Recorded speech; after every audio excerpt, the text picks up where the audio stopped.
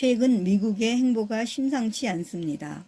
지난 1월 베네수엘라 마두로 체포, 2월 멕시코 마약 카르텔 소탕, 그리고 이번 달 이란 지도부를 향한 전격적인 공습까지 미국이 독재 종식을 위해 직접적인 칼을 빼들었습니다. 그런데 이상한 일이 벌어지고 있습니다. 정작 독재 치하에서 고통받던 현지 국민들은 드디어 해방이다 라며 환호하는데 멀리 떨어진 우리나라 일부 정치권에서는 비판의 목소리가 터져나오고 있습니다. 조국 혁신당과 진보당은 이를 두고 주권 침해니 국가 테러리즘이니 하며 규탄하고 있습니다. 오늘 우리가 던질 질문은 이겁니다. 그들은 지금 도대체 누구의 이익을 대변하고 있는가? 상식적으로 생각해 봅시다. 베네수엘라와 이란 내에서 미국의 개입을 가장 격렬하게 거부하는 세력이 누구일까요? 당연히 기존 권력의 핵심 지지층이거나 그 체제에서 꿀을 빨던 수혜자들입니다. 그런데 왜 우리 사회 일부는 그들의 논리를 대변할까요?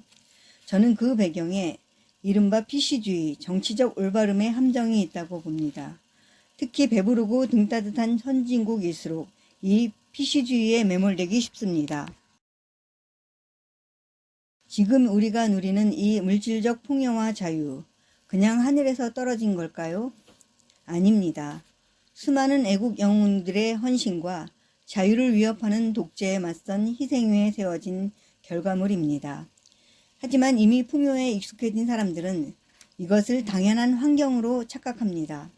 그러다 보니 본질적인 옳고 그름보다는 소수자나 약자의 부수적 피해만을 앞세웁니다. 이것이 바로 독재 권력을 옹호하는 자들이 여론을 호도하는 전형적인 수법입니다. 묻고 싶습니다. 독재 치하에서 매일같이 굶주리고 탄압받는 대다수 국민의 인권보다 권력을 독점하고 폭정을 휘두르는 지도층 몇 명의 인권과 피해가 더 중요합니까? 기본 원칙과 질서가 무너진 곳에서 개연성이나 절차만을 따지는 건 사치입니다. PC주의적 가치가 세상 모든 가치 위에 군림해야 한다고 믿는 분들, 당신들의 그 고결한 도덕심이 사실은 독재자의 생명을 연장하는 도구로 쓰이고 있다는 사실을 알고 계십니까? 우리 사회에서 PC주의를 앞세워 미국의 강경 대응을 비판하는 목소리들, 이제는 냉정하게 따져봐야 합니다. 그 목소리가 정말 억압받는 인류를 위한 것인지, 아니면 결과적으로 독재자의 이익을 지키기 위한 것인지 말입니다. 자유를 지키기 위한 행동을 테러라 부르는 순간 우리는 진짜 테러범들의 가장 강력한 조력자가 될 뿐입니다. 독재는 추상적인 개념이 아닙니다. 표현의 자유가 막히고 반대자는 감옥에 가고 경제는 무너지고 국민은 굶주립니다.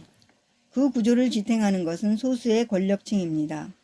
그런데 우리는 지금 무엇을 더 크게 말하고 있습니까? 정작 독재 치하에서 신음해온 시민들의 목소리는 왜 이 논쟁에서 늘 희미해지는 걸까요? 독재 체제의 붕괴 과정에서 발생한 절차적 문제입니까? 아니면 수십 년간 지속된 구조적 억압입니까? 소수자의 피해를 강조하는 것이 언제나 정의일까요? 그 소수가 권력을 독점해온 지배 엘리트라면 그들의 인권은 대다수 시민의 자유보다 더 우선해야 합니까? 풍요로운 사회에 사는 우리는 종종 착각합니다. 자유는 자연 상태라고, 질서는 자동으로 유지된다고. 그러나 역사상 단 한 번도 자유는 저절로 주어진 적이 없습니다. 항상 누군가의 희생 위에서 지켜졌습니다.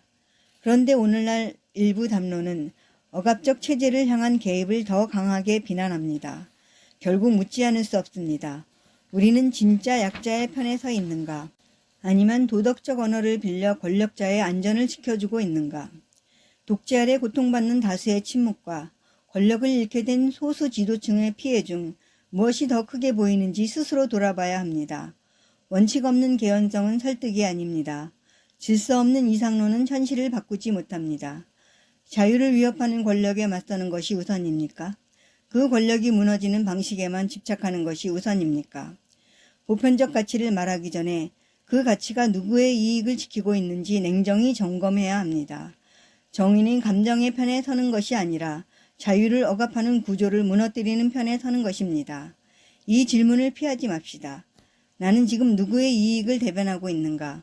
그 답이야말로 우리의 진짜 정치적, 도덕적 위치를 드러냅니다. 여러분은 어떻게 생각하십니까?